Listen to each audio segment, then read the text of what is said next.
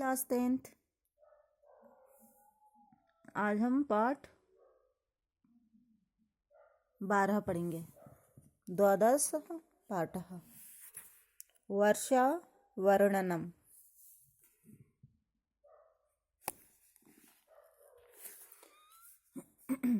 संस्कृत साहित्ये प्रसिद्धानि काव्यानि महाकाव्यानि च सन्ति।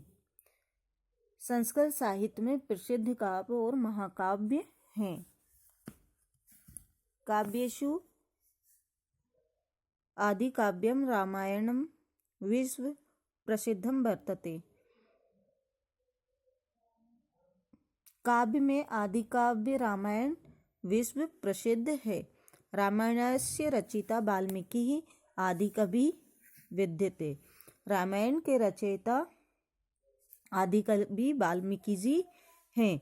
अस्मिन् काव्ये सप्तकाण्डेषु भगवतो रामचन्द्रस्य अखिलं चरित्रं वर्णितम् अस्ति। इस काव्य में 7 खंडों में भगवान श्री रामचंद्र का संपूर्ण चरित्र वर्णन है। पाठोऽयं किष्किन्धाकाण्डात् अष्टाविंश सर्गात् उद्धत।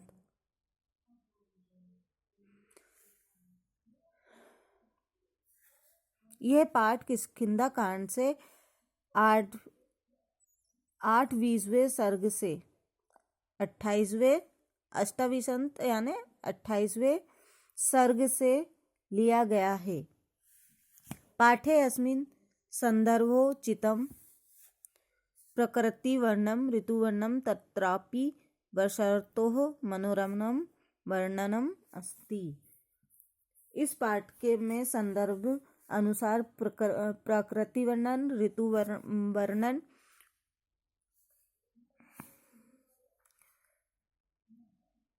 उसमें भी वर्षा का वर्णन, मनोहारी वर्णन है।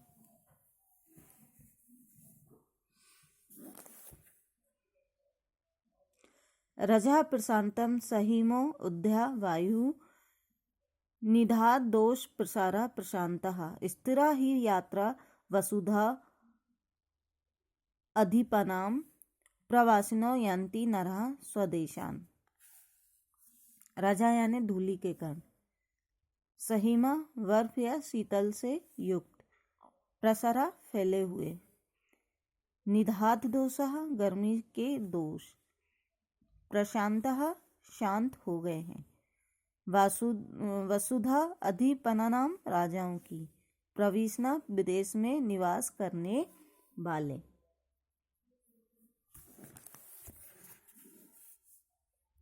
वर्षा ऋतु में इसका अर्थ क्या होगा? वर्षा ऋतु आते ही धूल के कण क्या हो जाते हैं? शांत हो जाते हैं। कैसे? जो धूल उड़ती है गर्मियों के दिनों में, है ना, खूब हवा चलती है तो धूल उड़ती है, पर जब उस पर बारिश की बूंदें गिरती हैं तो वो जो धूल के कण है वो गीले हो जाते हैं और उड़ना बंद कर देते हैं, वो शांत हो जाती है। तो ये कह रहे हैं कि वर्षा ऋतु आते ही धूल के कण शांत हो जाते हैं, वायु जो है वो ठंडी हो जाती है। देखा ना, बारिश में जो हवा चलती है वो भी ठंडी चलती है। गर्मी के फैले हुए दोष, बारिश के पहले गर्मी आती है तो उसके जो दोष होते हैं, है ना, तो कह रहे हैं गर्मी के फैले हुए दोष शांत हो जाते हैं। मतलब जब गर्मी बहुत ज़्यादा हो रही होती है उसके बाद जब बारिश होती है तो एकदम ठंडक हो जाती है, तो वो दोष शांत हो जाते हैं।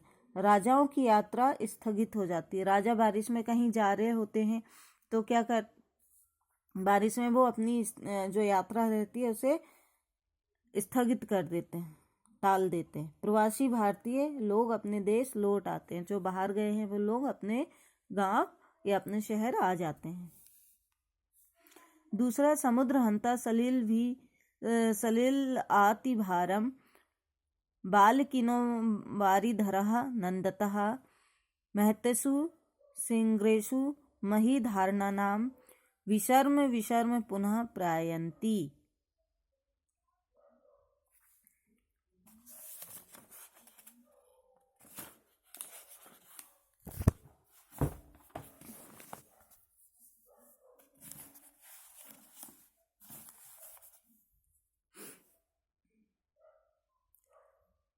वालिकाना यानी वक पंक्तियों से। वारिधरः बादल।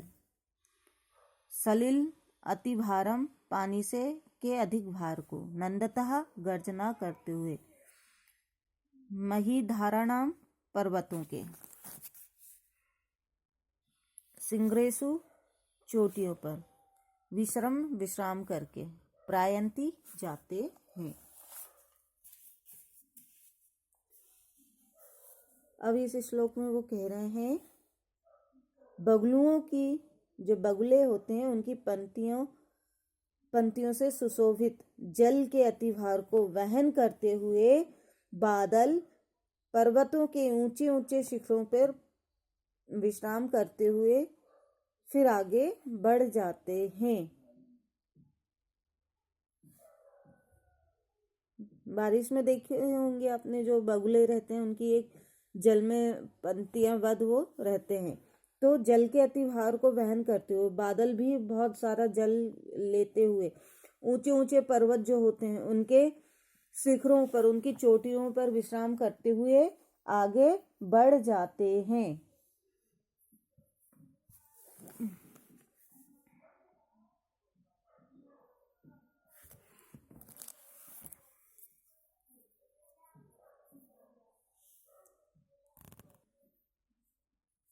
वहन्ति वर्षन्ति नंदति भान्ति। वहन्ति वर्षन्ति नंदति भान्ति। ध्रायन्ति नृत्यन्ति समास्वन्ति।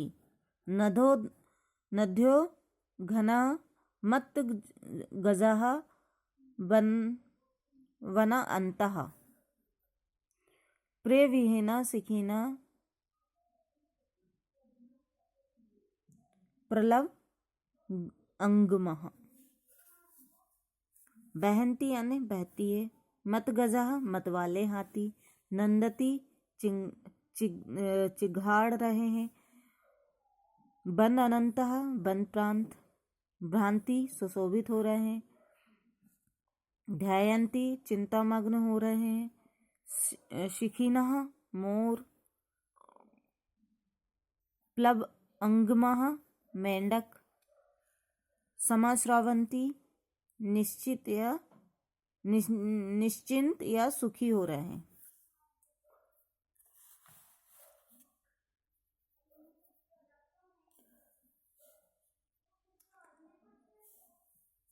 अब कह रहे हैं यहाँ पे वर्षा के समय में बादल वर्षा करने लगते हैं। नदियां बहने लगती हैं। मतवाले हाथी चिंघाड़ने लगते हैं।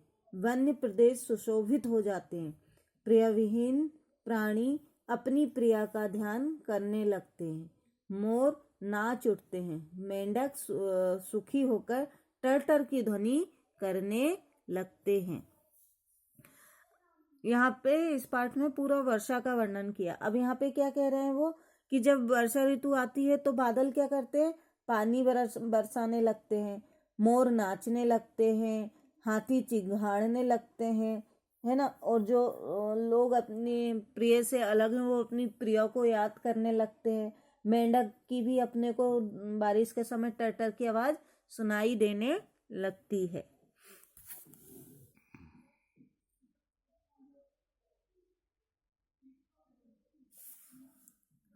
वर्ष प्रेगा विपुलः पतन्ति।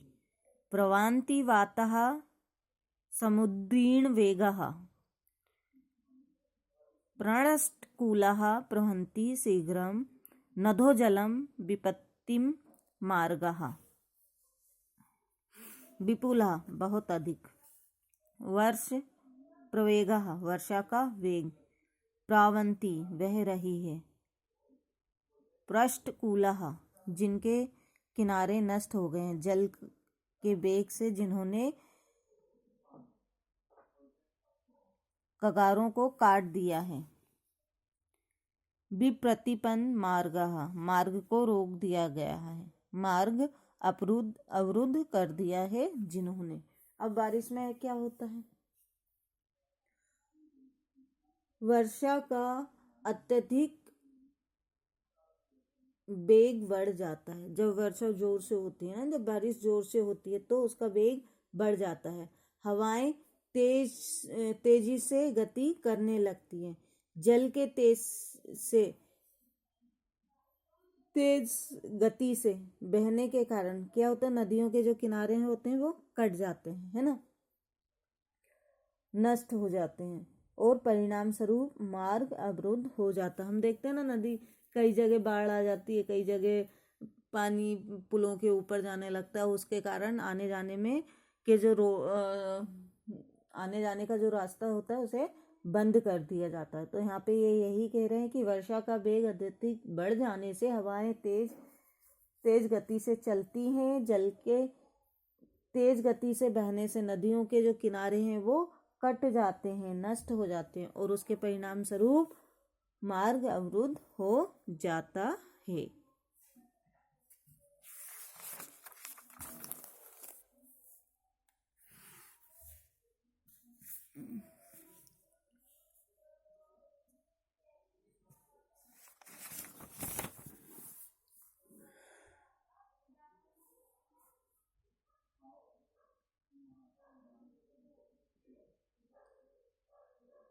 ठीक है, ये आए 4 समझ। पहला वाला श्लोक है, रजा प्रशांतम सही मध्यम वायु निर्धाद दोष प्रसारः प्रशांतः स्थिरा ही यात्रा वसुधा अधिपन्नानाम प्रवासिनो यान्ति नरः स्वदेशान। इस श्लोक में कह रहे हैं कि वर्षा ऋतु आते ही धूल के जो कण हैं वो शांत हो जाते हैं, हवा भी ठंडी हो जाती है, और गर्मी का जो दोष होता है वो भी शांत हो जाता है। और जो राजा लोग होते हैं वो लोग अपनी जो यात्रा रहती है उसको स्थगित कर देते हैं, उसको टाल देते हैं। और जो प्रवासी यानी जो दूसरे जगह जाकर काम करते हैं वो लोग भी अपने घर लौट आते हैं। कब? वर्षा के समय में। फिर दूसरा श्लोक, समुद्र हंता सलिल अतिभारम बलकिनो वारिधरा नंदतः महतेषु सिंग्रेषु महीधारणाम विश्रम्य पुनः प्रायन्ति।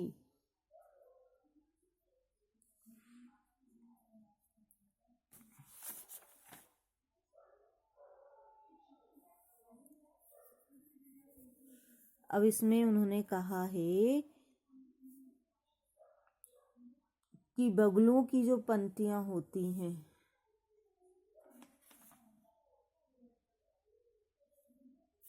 सुशोभित होती हैं। कब? बारिश के समय में।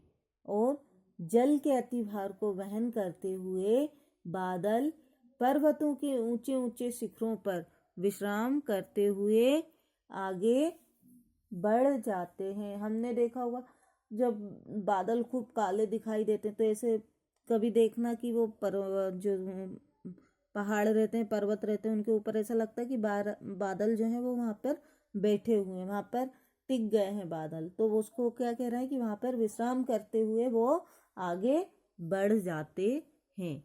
फिर इसका तीसरा है,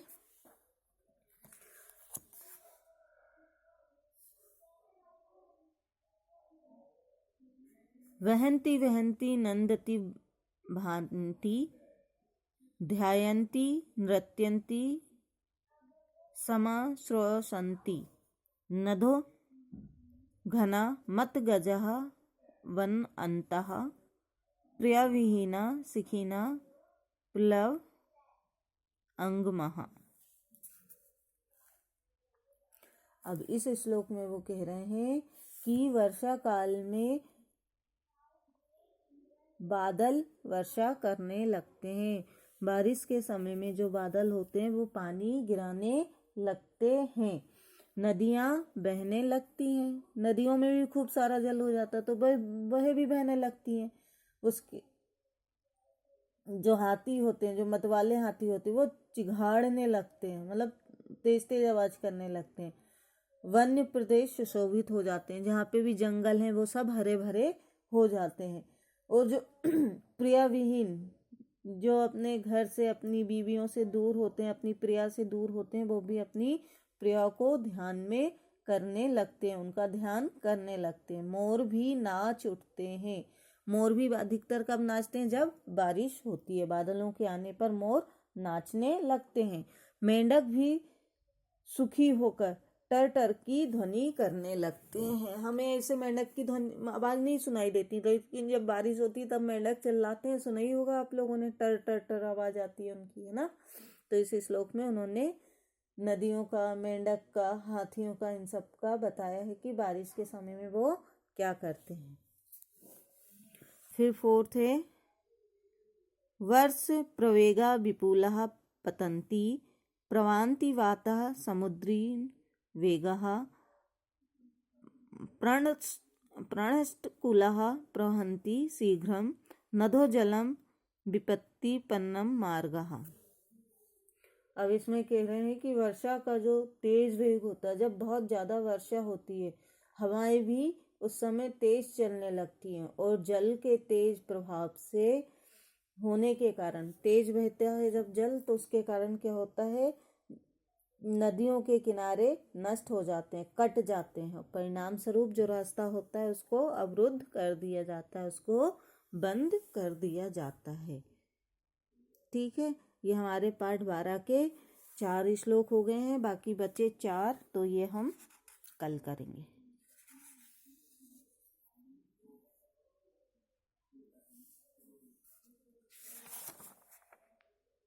ठीक है, 4 नहीं 3 बचे हैं, ये हम अब कल करेंगे।